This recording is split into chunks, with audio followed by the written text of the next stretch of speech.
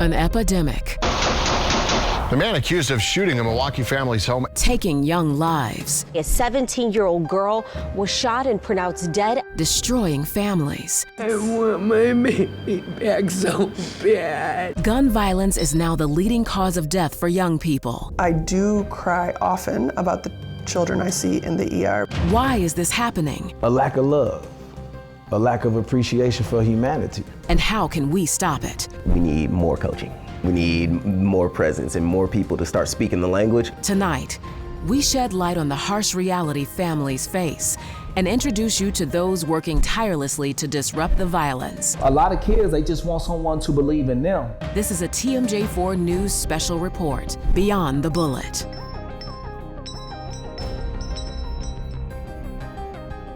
Good evening. We're here at 33rd and Center, where 16-year-old Raul Rios was murdered. He was the 15th child to be shot and killed in the city of Milwaukee. Yes, you heard me, the 15th. Well, over the last decade, I have covered stories of young people on both sides of the trigger, but rarely do we take the time to talk about the bigger impact of youth gun violence. Over the next 30 minutes, we will talk to those on the front line. But tonight, we start with Raul's mother, who still calls her son's cell phone in hopes he gets the message. It's hard not to hold him anymore. Very hard not to hold him anymore. Very hard not to hear his voice.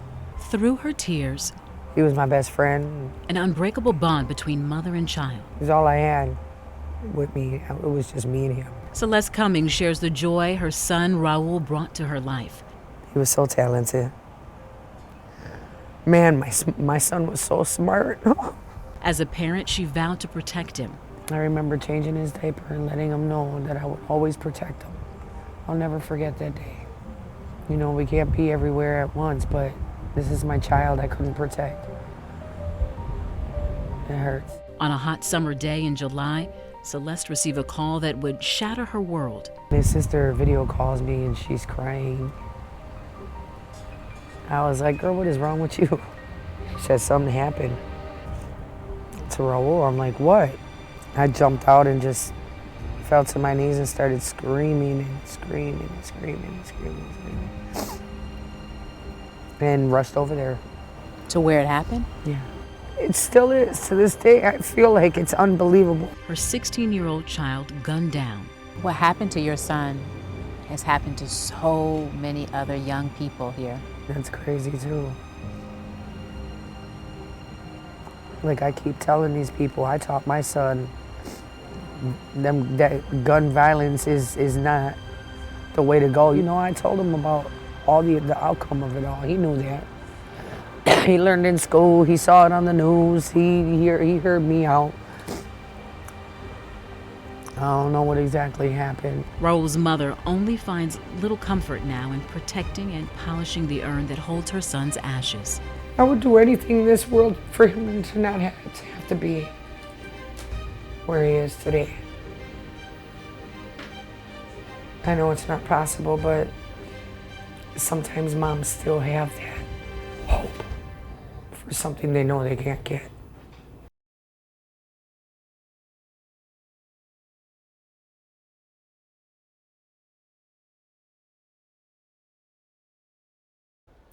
Raul is just one of these kids, 17 and under, that have been shot and killed this year so far. That is 5 fatalities less than what we saw in 2022. And with just 6 weeks left in the year, 119 children have been injured by gunfire. And as you can see, that's more than all of last year. Well, Dr. Megan Schultz is a pediatric ER doctor at Children's. She shares a little of what she has seen over the last decade. When the ER page goes off, transporting a 16-year-old male, gunshot victim. Dr. Megan Schultz never knows what to expect when she steps into the trauma bay. We are seeing, you know, the 15-year-old who thinks it's cool to have a gun and accidentally shoots himself in the leg because the gun was in the pocket. We are seeing the 2-year-old who finds grandma's gun underneath the car seat and accidentally shoots himself in the head. And then we're seeing like this sort of drive-bys. I was playing at the playground and I was shot. One thing is for sure. My job is to keep the kid alive. Alive to be reunited with their loved ones, many times watching and waiting behind this red line. We want them to see that there's so many people working on your child and doing all our best effort to save them. On any given day of the week, the number of kids admitted to Children's Wisconsin Hospital for gunshot wounds might surprise you. On average, it is 3 times a week. Injured by gunshots? Sometimes in a single 8-hour shift, I will see 2 or 3 children shot just in those 8 hours. The work Dr. Schultz admits can take a toll on her. I do cry often about the children I see in the ER, but it's not usually in the moment. It's after my job is done and I have a minute to step away. As a first responder, she is not alone. There's just so many of us who have been traumatized by seeing this gun violence and then seeing the havoc it wreaks. It weighs on so many people, and I don't... As passionate as she is about saving children, she is just as passionate about speaking out about what she believes is part of the problem, the easy access of guns. I just would like people to understand how prevalent it is. Kids are innocent. We should all be caring about all the kids. So no matter what neighborhood's happening in, we need to care about this as a country, as a people. First responders aren't the only ones who see the impact of gun violence. I spent time at Paradise Funeral Home here in Milwaukee. Dr. Camilla Clark works closely with grieving families, and she tells me 20 years ago, it was rare to funeralize so many children killed in the crossfire. As a mother, she sympathizes with parents going through the painful process of picking out a casket for their child. You're looking at this beautiful angelic soul, 9, 10, 12 years old, and it's always, what if? What was this child going to be? Did this child have the potential to impact my life in a meaningful way? Those lives cut short by gun violence reach beyond victims of crimes. Who here has been a victim of gun violence? Still ahead on Beyond the Bullet, we go inside the Vel R. Phillips Youth and Family Justice Center, talking to those working to rehabilitate kids serving time. We'll put them in a situation where they may get angry, they may get happy, they may get sad, and we actually use those situations to teach them how the skills will be helpful so you see it in real time. Then, join me as I hit the streets with a Milwaukee-based team interrupting the cycle of violence. Before we pass judgment, we should shoot to understand them first.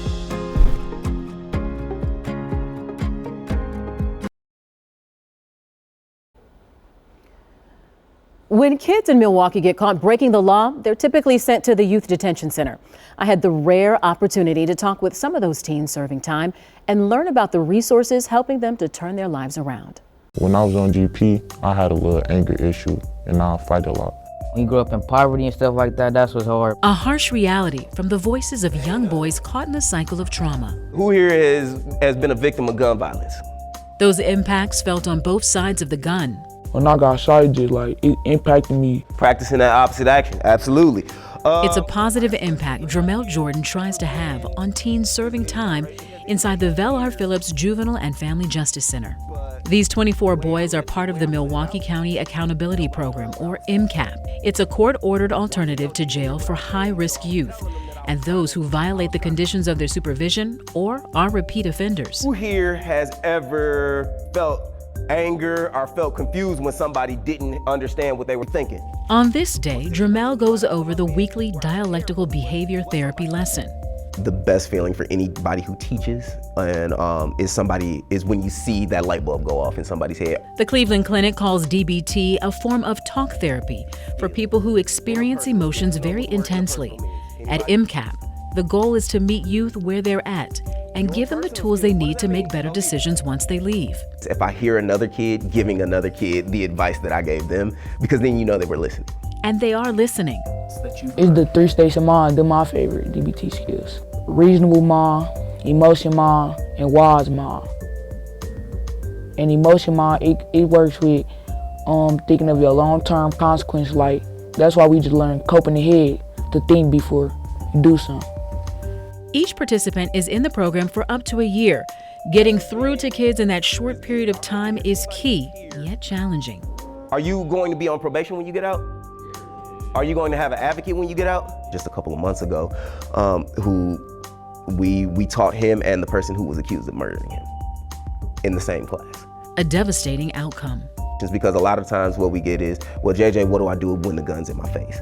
And we try so hard to teach them about the thousands of decisions that come before the gun ever gets into their face and how important those decisions are. Jermel says he's built trust with many of the kids by consistently showing up week after week. He hopes to use that bond to push participants to change and grow. It just feel like you always got somebody there for you. Breaking the cycle of gun violence begins on the streets. We just trying to make a connection with the community. Coming up on Beyond the Bullet, the Milwaukee team dedicated to stopping kids before it's too late. Just seeing a lot of mad young women and young men that don't know how to filter it. Then inspiration after incarceration, the Milwaukee man taking kids under his wing so that they don't make the same mistakes he did.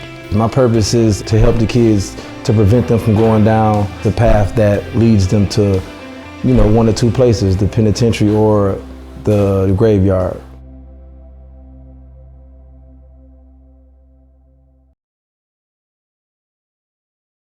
Tackling gun violence starts on the streets. I went out with 414 Life, a Milwaukee-based group, to see how they're reaching those before a situation spirals out of control. Hear that music? And the beat goes on. Past mistakes in his youth and a passion to stop the violence upon the communities he once wreaked havoc on has given James Compton Price purpose. We're a ceasefire group. We're a group of guys that's been directly impacted by the system. We coming back, man, trying to pour back into our communities, man. His lived experience grants him and his street team members the street cred they need to be effective violence interrupters. Anytime you're in the community, do you feel like more and more people are getting used to seeing you or at least trusting you? Both. So we stick to a lot of the same neighborhoods, and we already have our information out there. So they know who we are when we come on the scene with the orange shirts. Compton believes building trust and visibility in vulnerable neighborhoods with the highest rate of gun violence is an important part of reducing violent crime. The 414 Life Street Team observes crime scenes and de-escalates situations while police investigate. They also show up at the hospital while doctors work to save lives. We're on call. I might get a call from Nate, or I might get a call from T. Hey, we got a mediation. Hey, it was a shooting over here. Each team member has hours of training in conflict resolution and mediation. Some days, it'd be smooth, and then some days you'll catch yourself responding to like 3 shootings. When they aren't on the streets, there's plenty of work to do at the 414 Life's Northside headquarters. If there's more information to come out on this, like I say, I'll talk to the sisters in the hospital. Compton checks in with his supervisor, Lynn Lewis. How do you measure impact? We see the data, the data talks, but there's also that other side of seeing your hospital responders or seeing your outreach workers and your violent interrupters doing those mediations, sometimes 24 hours. That's the stuff you can't count. You can't, count with data, right? So we see the impact that they're having when they can circle back and people are, hey, 414 Life. Mary Full of Love has seen firsthand the impact 414 Life has had in her neighborhood. 414 we can reach out to talk to the gang members and everything, and they can reach them, so they have been a blessing. Citywide last year, there were 876 non-fatal shootings and 215 murders. 414 Life is just one of many organizations working to decrease these numbers through engagement and outreach. It can be a daunting task for a team of 15. All right, brother, it's a pleasure, man. I definitely got somebody to send your way. Oh, send them. Just send me a text. Just send me a text in your name, bro, and I'll get right back with you. But Compton and the 414 Life team are not deterred by the challenge if their commitment saves one more life. While 414 Life works to de-escalate the violence on the street, there are others who are using what they learned from past mistakes to deter the next generation from making the same. You can only move 3 spaces, and it got to be on the L with your horse. Chess is all about making smart moves. This way, that's the L. That way, that's the L. And Todd Jones is strategic about pieces on the board and life. But getting to this point wasn't easy. At 15, what made you pull the trigger? A lack of love, a lack of appreciation for humanity. In 1996, Todd was found guilty of first-degree reckless homicide. He spent his teens and most of his adult life in prison, a place where hope struggles to survive. In prison, we take ownership in this weird way of nothingness. So if you're treated like nothing, you begin to take ownership and believe that you're nothing. It took 25 years behind bars for him to realize his worth and have a new outlook on life. Today, are you remorseful? Yes, I'm incredibly remorseful. Now that you are out, you're an adult, what are you hoping to do with the life you have? With these youth, I want to prove to them that they can live instead of survive. What do you mean by that? Surviving is what we know. Surviving is what we see in the news. That's a consequence of survival. When we make that leap from survival to living, that's when we become selfless. Todd now works at Paradigm Shift, mentoring youth to keep them from going down the same path he did. So how do you build trust with young people? Doing right with your moments. Let them catch you being good. Let them observe you being the opposite of what they have grown to become familiar with and not trust. Consistently, right? Consistently. You can't take off. Because that one day you take off may be the day that they was vulnerable enough to open up to you. The nonprofit recently received county funds to work with at-risk youth. The goal is to stop youngsters from stepping before a judge, or worse, becoming repeat offenders. A smile of fear. A smile of fear. Bro. Nick is one of the kids he hopes to turn around. It's not that easy to talk to kids that look like me and talk about your parent not being around. The only way that works for me is to just be truthful about the situation. And that's hard for even a mentor. A mentor who knows firsthand what it feels like to hold a loaded gun. Now, at 42, Todd says accountability has been his anchor. That's what made me become a better human being, not just a mentor.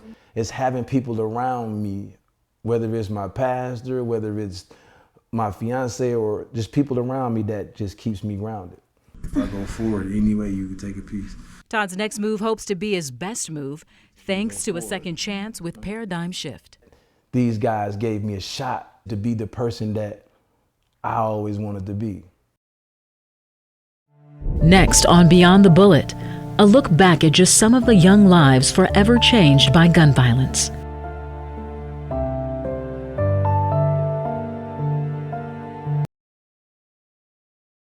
Tonight, we introduced you to a grieving mother, a doctor, and those working to rehabilitate our youth. Now, I want to leave you with the faces of precious lives taken too soon and those who have survived gun violence.